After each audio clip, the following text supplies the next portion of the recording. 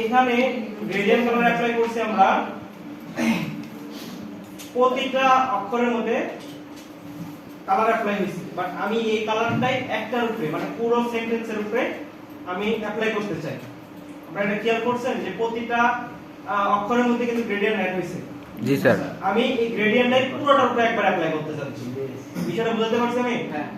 ওকে, তাহলে দেখেন এটাকে আমি আরেকটা কপি করি, কপি করে উপরে নিলাম।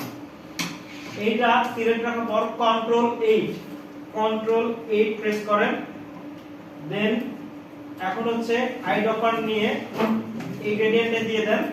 তাহলে দেখেন পার্থক্যটা বুঝতে পারছেন? স্যার কন্ট্রোল 8 দ্বারা কি হলো? কন্ট্রোল 8 দিয়াতে প্রতিটা মানে কি বলে ওয়ার্ড না রে ভাই, এটার নাম কি? অক্ষর বাংলায় লেটার। প্রতিটা লেটার কিন্তু আলাদা আলাদা হয়েছিল। যখন কন্ট্রোল 8 দিয়েছি ওটা হচ্ছে ইউনিট হয়ে গেছে, একত্রিত হয়েছে। তখন সফটওয়্যার বুঝতে পারছে যে কালারটা চাচ্ছে পুরোটা রূপে, আর এখানে প্রতিটা আলাদা আলাদা ভাবে হয়েছে। স্যার এই অপশনটা শর্টকাট ছাড়া কোনো মানে ভিজুয়াল একটু ওয়েতে দেখাই না, শর্টকাট বাদে। শর্টকাট ছাড়া আমার ভিজুয়ালটা মনেও নেই। স্যার পাথফাইন্ডারের যে ইউনিট আছে ওইটার মধ্যে সেটা ভালো করে স্যার এটা গ্রুপ করে দিলে হবে না? না, গ্রুপ করে দিলাম। এটা তো গ্রুপ আছে, এটাকে এটা গ্রুপ আছে, এটাকে আনগ্রুপ করলে আমি গ্রুপ হবে। আমরা যদি এরকম কালার করে দাও হবে না, হবে না।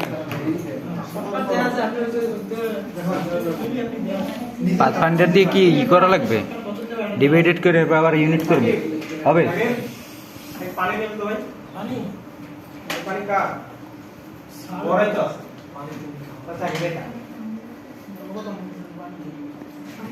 স্যার ওই অপশনটাকে বলে কি, মানে যেটা করলেন কাজ কন্ট্রোল 8 ইউনিটের মধ্যে ভাগ আছে। একটা হচ্ছে আমরা যেটা ইউনিট করতেছি পাথফাইন্ডার থেকে, আর আরেকটা হচ্ছে এটাকে আছে, এটা শর্টকাট আছে, কোথায় যেন আছে, ম্যানুয়ালি আছে, আর মনে পড়তেছে না। কন্ট্রোল 8 স্যার ট্রাই করি এটা।